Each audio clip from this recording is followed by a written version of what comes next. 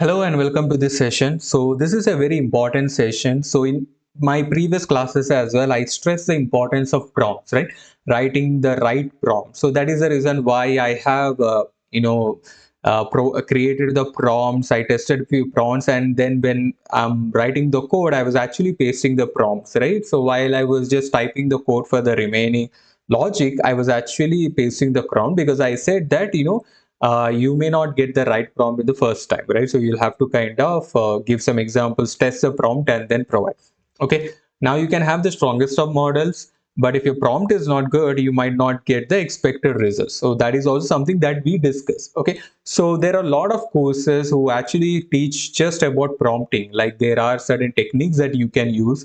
So I can put it in two ways here, right? So prompting is easy and prompting is not easy. Okay, so if you know what to do and how to do, then prompting is very easy because it's just simple English language, right? So in this, we'll try to ease that out. We'll try to figure out like what are the different techniques that we can apply and how we'll show you with examples as well. So what we'll do is we'll use ChatGPT and we will write the prompts. We have the prompts already created, so we'll just run through the prompts and see the output. Then you will understand like what kind of prompt to use in which scenario.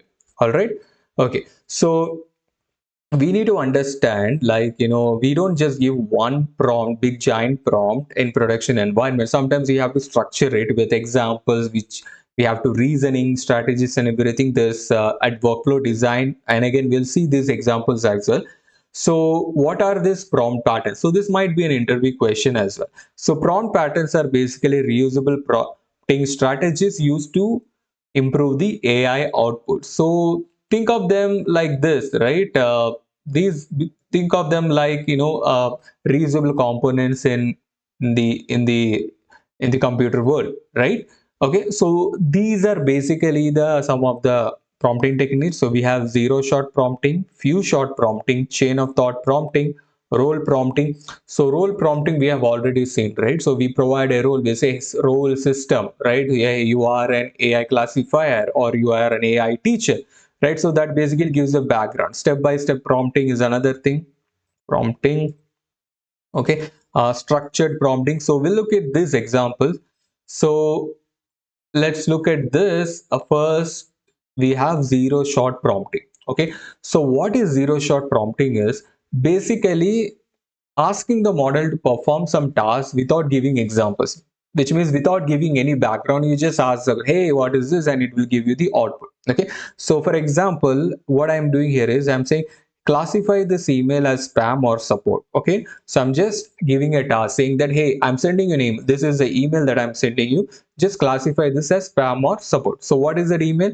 So I am Mr. Steven, your CTO. I'm logged out due to some technical glitch. I need an MR document on my email. Send it to my personal email at steven@gmail.com. Okay. So this is a spam, right? So we all know this is a spam, but we are not telling AI like, how to identify it's a spam or how to, what are the things that you need to check. We're not giving any instruction. We're simply asking, hey, this is an email. Tell me it is a spam or not. Okay. So first, let's execute this. So I'm going to copy this and I'm going to paste this here and I'm going to send this prompt. So I'm just asking the ChatGPT AI model to specify this is spam or not. Okay. So the AI basically said this is a spam, right? Because impersonation, urgency, sensitive request, grammar, formatting issues, and everything. Okay, so this is good. Now, how does AI know that this is a spam, right? Because this AI model would have been trained with a lot of such emails. Like this emails would be sent to this, and the AI would be trained on saying like, hey, if you find this kind of emails, so this is spam. If you find this kind of emails, this is like marketing. If you find this kind of, because these are like very generic thing, right? They are not related to a personal thing or private thing. So these are very generic. So they have been trained on tons of information. So you don't need to actually train the model. You can just reuse. It's like somebody has already built a system. You can just reuse that system. All right. So what are the advantages of this zero shot prompt? These are simple, right? So you don't have to train it. It's readily accessible. These are fast. and it uses fewer tokens. So because we just provide the whatever data that you have, and you don't need to provide any additional data or ask like, hey, this is what you need to do, that is what you need to do. So this is cheaper, right? So, and again, on the limitation side, sometimes it can be less reliable because you don't know, right, or how the AI has performed, on what kind of data it has performed. So sometimes there can be a little bit of bias, but if these are not useful, or I would say these are not recommended for complex tasks. So this is a simple task, it's a very generic. So something which is very generic like this, you can use a zero shot prompt, right? You can ask about some historian or something which is like available publicly. So this work very well. But for complex things, I would not recommend this because it may not be trained on at such level. Okay, so this is what a zero shot prompting means. So very simple, right? So I people, you might have already used the chat gpt, would have given the prompt, so that is similar prompt. So that is basically a zero shot prompt. Okay, just the name. Okay, next, few shot prompting. So this is like a little opposite towards zero prompting. So in few shot prompting, few shots, right? So we just give examples before asking the actual task. So what we do here, like for example, I'm saying like, hey, I'm giving example. Okay, so this email is like a refund request. So the category is billing. I'm saying if you get something like a refund request, so you have to categorize that as billing. And another example is, oh, if you get something like cannot log in, you have to categorize that support, right? And now you classify what is email payment fail. So does it come under billing? Does it come under support?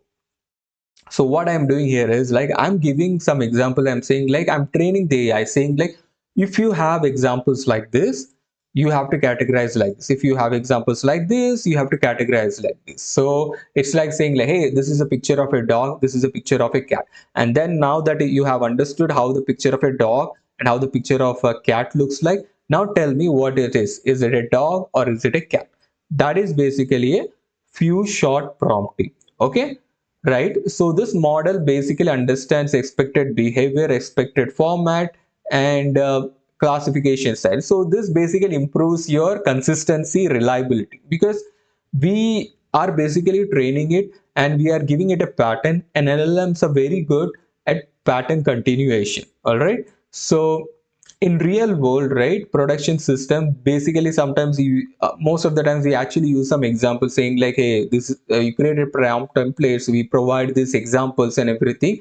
That will improve your quality, the output quality. Okay, so the thing with this is the difference between this and this, if you look at this, the token size actually increased, right? Token usage, because here you're just giving the task, right? Here basically you're giving examples, you're giving the task, and basically it increases your token. But again, ensure that you use it where it's necessary, because some things which you want a deterministic output or consistency, these are very helpful. Okay, so now let me go ahead and execute this. I'll just say, okay, from here to here.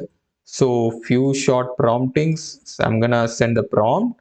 So now it will basically categorize as billing, right? So because it's related to the payment, so refund is also related to the payment, right? So it's basically billing. So it has categorized it rightly. So this is an important thing, right? So before you actually start coding, right? Because if you are building an AI agents and everything, you need to have prompts. So what you need to do is select a model first, whatever, or just have some models.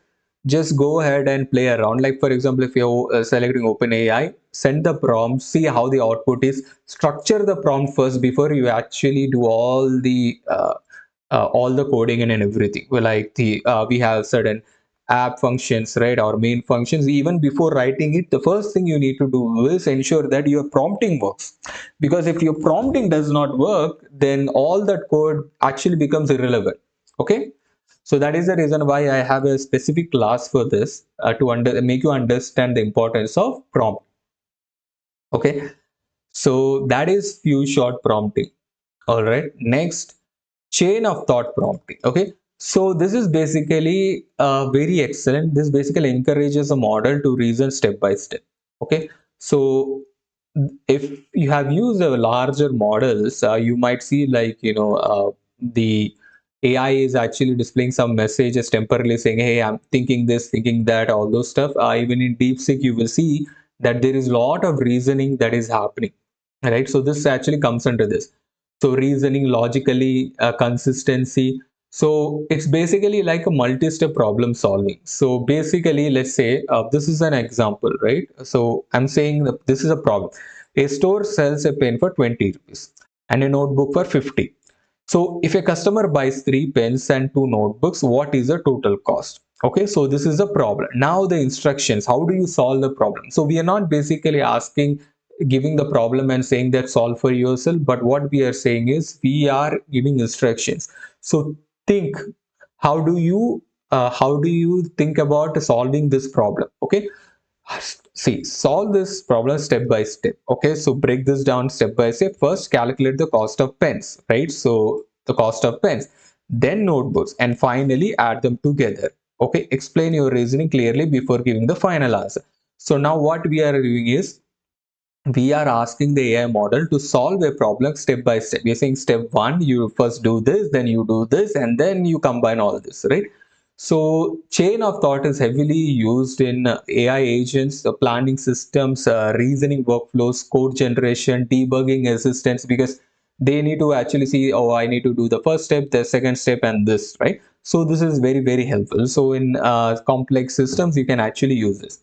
Okay, so now what I'm going to do is I'm going to copy this. Let's check this. Okay, so I'm going to send the prompt.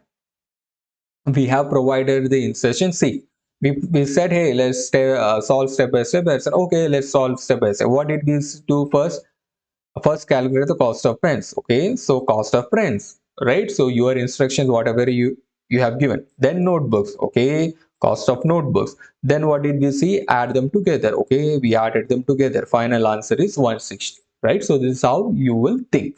Okay, so you see, AI will basically do whatever you tell, right? So it's not like if the AI is providing wrong results, the problem may not be AI, the problem may be your prompt. So you need to go back and check what instructions are you giving in and how the AI is responding. So based on that, you can go back and change the prompt. Okay. So this is chain of thought prompting, workflow thinking. Another technique. This is excellent for complex tasks. So basically, breaking the large AI task into smaller steps. Okay, and this is very, very helpful for code generation. So if you are designing a, what do you say, a complex systems, like for example, I use cursor a lot. So basically what I do is I basically divide this into multiple steps. Like I have a backend code, I have a front end code. I'll basically give the steps saying that, hey, you first thing you need to do is create a file here, the second thing you need to do is add this or reuse this. So you basically, it's like this, right? So in the waterfall model early, what how we would do is we'll basically design the architecture. So we'll create the design documents, right? So high level design, that is where we explain like what are the, at high level, what are the things we need to do. Then we convert that into low level design. They'll add it more details. So this is very similar to it. Okay, so I'll give you an example. So this is a bad approach. Like you are basically seeing everything into one. You say, hey, analyze the resume, compare job description, score candidates, generate interview questions, create hiring recommendations. Is a bad example. Now, better how you can do is you can do step by step. Step one is extract the candidate skills. Step two is to compare the skills with job requirements. Step three is to generate the skill analysis. Step four is hiring recommendation. Okay. So we have a project very similar to this. So you can understand this more clearly. You will understand it here only. So an example, the better prompt is like the task. Classify the incoming customer emails into billing, support or spam. So this is the task. Now workflow instructions is you have to say, hey, follow this workflow instruction. Understand the email's intent. What is the user asking or saying? Check for keywords or signals. So payment, billing, login issues, all these things, right? Like payment would be billing, login issue would be support, suspicious email would be spam. Right? So these are like kind of examples, your instructions you are giving. Decide the category based on intent and signals, right? And output only the final category. See, So this is how the workflow prompts works. Okay, let me just go ahead. This is a very simple example. We do have very complex examples as well. But this theoretically, I wanted you to understand like how these things work. So this is basically the output that we have, which I was charged twice by subscription. Please refer. So this is related to billing, right? Okay, so this is how the this workflow thinking works.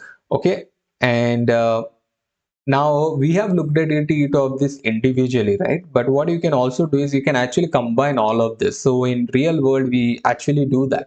So a very complex systems when you're designing, right, you may not get uh, advantage if you just look one prompt technique. So you might want to just combine the best of all.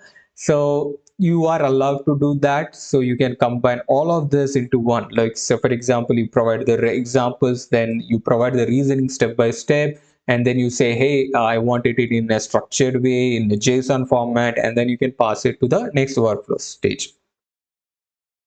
Here is an example. And again, I'm putting all of this into the same prompt for you to show like, how this all works, right? So you can classify all of this. But when we start working on the projects, you will actually see them into a separate files and everything. Again, and how we wire it up all the way to the main. Okay. So the task is classify incoming customer emails into one of the categories. So billing, support, or spam. So same example that we are seeing. Now we are seeing the workflow. You have to follow these steps, understand the intent of the email, identify key signals, reason step by step to decide the correct strategy. Then we are saying output the result in the specified JSON format, and this is the format that we want. And then we are giving examples as well, right? So I was charged twice, so output should look like this. So this is the same similar output to the format that we want. Then I'm giving one more example. I say I cannot log into my account, and then it should give me output like this. Now classify this email. I'm your CEO, send me the financial report to my personal email. Okay, so this is a long prompt, so let me just copy. Where is it? So I'm just combining all of these prompts. So let me go ahead and execute this, right? So different techniques, and you will see the final output here, because you wanted the final output in JSON format. So it has provided the final output in JSON format. So it says intent, impersonation, attempt requesting sensitive financial information. Signals, I'm your CEO, send me financial report or personal email. So these are the signals, right? So people, a CEO usually would not send personal email to your colleagues, right? Or sorry, your resources, right? So reasoning, what is the reason? Emails or signs of information and request sensitive company data on a personal email. So this is important, right? So you don't send the company information on a personal email, which is a common phishing or social engineering act. Category spam. All right. So this is how you can actually prompt. So what we have seen in this session, we have seen the different examples of different techniques of how prompting works and why prompting is important, right? So again, just to reiterate, you when you start working on a project, so your project you're calling an AI agent, so you would basically send a prompt. So that prompt you need to test, because you cannot, you don't expect your prompt, the whatever first prompt that you do will work. Okay, you might have an initial prompt, and then you will may have to make adjustment to the prompt based on the output. So I might have a prompt and I get the output like this. I might say, oh, this is not the output that I want, so I'll go back and I'll make adjustment to the prompt. So once you make the adjustment to the prompt, you do validate the output. You see, oh, am I getting the right output, and so on, and you keep testing that. So that is the reason why you need to first work on your prompt. So once your prompt is done, then you can start working on your code.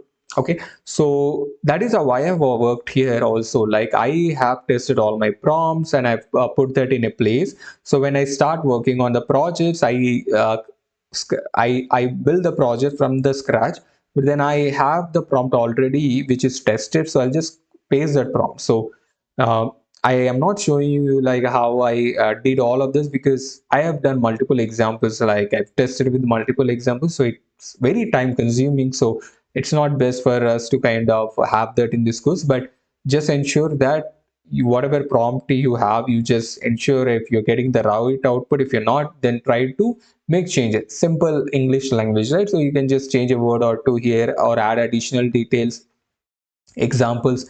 We have seen the different prompting techniques, right? So you can add all of this, and based on that you can see like if your prompt is giving the right output for you or not. All right. Okay, so this was excellent topic to discuss. I hope you also found it very interesting, and I'm all excited for my next class. So I'll see you guys there.